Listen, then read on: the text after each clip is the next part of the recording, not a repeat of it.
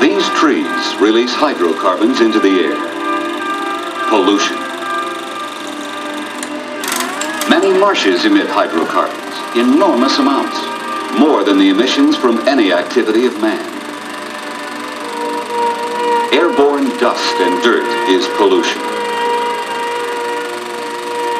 So are the gases released by seawater evaporation and the smoke and gases from forest fires. These are just some examples of air pollution caused by nature, much more than that resulting from anything man has done or is doing. And since it is natural, there's little we can do about it. On the other hand, air pollution caused by man can be reduced by man. So this is our concern. There are three distinct forms. One is industrial air pollution, contributing heavily to sulfur oxides, a serious health hazard. The automobile does not produce sulfur oxides or industrial-type smoke, so it is not a factor in this kind of air pollution. U.S. government figures show that all forms of transportation, not just the automobile, but all forms, contribute only 2.4% of the sulfur oxide and 4.3% of the particulates. Cars just are not a problem here. These are the significant pollutants emitted by the automobile: hydrocarbons, carbon monoxide, and oxides of nitrogen. They contribute to the second and third forms of air pollution. Let's consider these. Downtown urban pollution is caused mainly by carbon monoxide, an exhaust gas that can have a serious effect under very confined conditions. It's normally not a problem to anyone's health because it disperses very rapidly. Under some conditions, however, where there is not much air circulation, it can build up. For example, where traffic is heavy and streets are lined with tall office buildings, wherever traffic is congested or at a standstill, and in crowded underground parking garages. The other kind of air pollution associated with the automobile is smog, most usually associated with Los Angeles, but occasionally a problem in many large cities. This smog is formed by hydrocarbons and oxides of nitrogen in automobile exhausts being trapped by a low-level blanket of air over the city.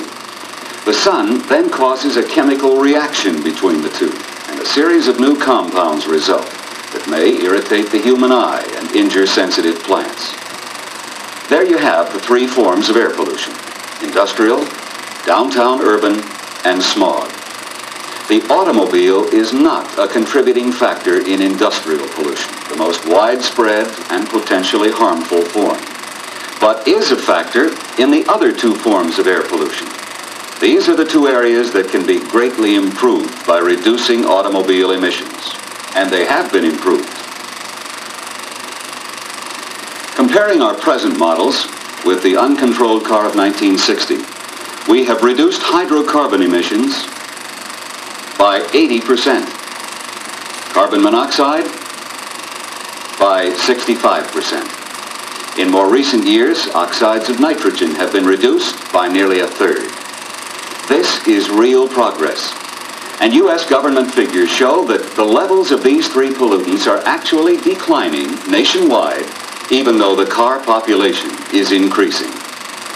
This excellent record has been attained through the development and installation of emission control equipment, and will be even further improved in the future.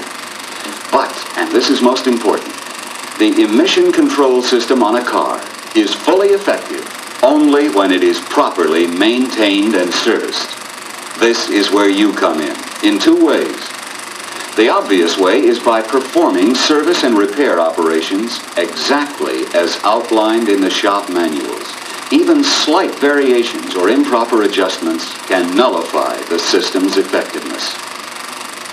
The other way you can help is by educating car owners about the need for periodic service on their emission control systems, persuading them to let you do the work. Air pollution is a big subject of interest these days, so owners will be receptive to the idea of servicing their car's emission control system. Few of them probably know very much about the system, what it accomplishes or how it's accomplished, or the ill effects of improper service. It's a good story, interesting, convincing, and you'll find they go for the maintenance and they realize what it means to reduce air pollution. A car's emission system consists of several different components aimed at reducing the total emissions, no matter how they occur. Consider the source of the pollutants. Carbon monoxide and oxides of nitrogen are products of combustion and escape in the exhaust. Hydrocarbons escape in several ways. About 60% as unburned fuel from the exhaust pipe. 20% as gasoline fumes evaporating from the carburetor and the fuel tank. And about 20% as unburned fuel through a crankcase vent. Now let's review some of the components designed to reduce these emissions. First, the positive crankcase ventilation valve, or pollution control valve as it's sometimes called. It's been on our cars since 1961 and does an excellent job of cutting down hydrocarbon emissions from the crankcase. As pistons fire, some of the gases get by the piston and out into the crankcase, where before the PCV, they were vented to the atmosphere. Now, filtered air is drawn into the crankcase, mixed with the blow-by gases, and drawn through the PCV valve into the intake manifold. It is then fed into the combustion chambers and burned. Inspection and maintenance procedures for the valve are relatively simple. When it's operating correctly, there's a definite vacuum with the engine running. With the engine off, shaking a functional valve will produce a rattle you can hear. Other checks include the inlet air filter and all hoses and fittings. The big thing is to change the valve according to specified time and mileage intervals. Maintain full effectiveness. Allow the overall emission control system to do its job. That means reminding an owner to change the valve when required, then making sure the related inspection procedure is carried out properly. Another device that cuts down on emissions is the air injection reactor system.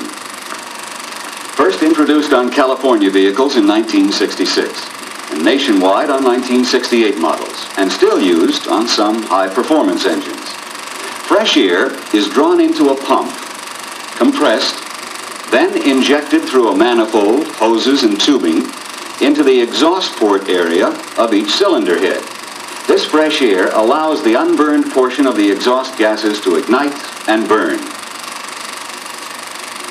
Maintenance includes a check on engine idle, dwell, and ignition timing, plus an inspection of all hoses, fittings, and the drive belt on AIR-equipped cars.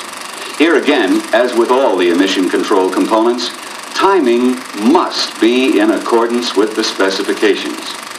Each Chevrolet has the correct setting for that particular engine displayed on a decal in the engine compartment, where it can be easily seen and followed.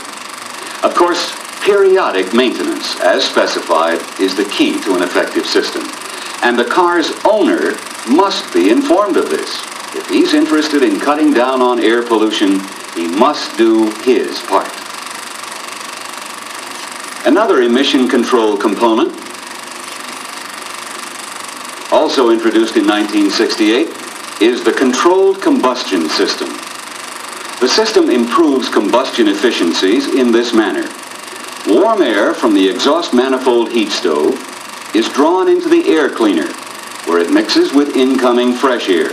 A thermostat keeps the temperature at about 100 degrees Fahrenheit.